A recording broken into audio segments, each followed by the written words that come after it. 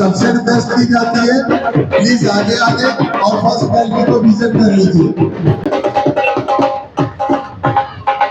अब आपको दिखाते हैं कि इस म्यूजियम के अंदर क्या है। यहाँ पर अब ट्रेन रुकती है। ये देखिए, ये म्यूजियम है।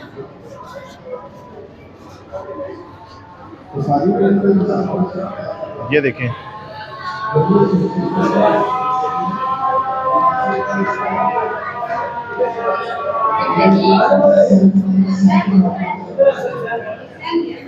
ये देखिए जी, ये आप देख रहे हैं फोनोफोर के जरिए मोरस कोड लाइन पर बातचीत जो की जाती थी। ये देखें, ये एक सिग्नल है।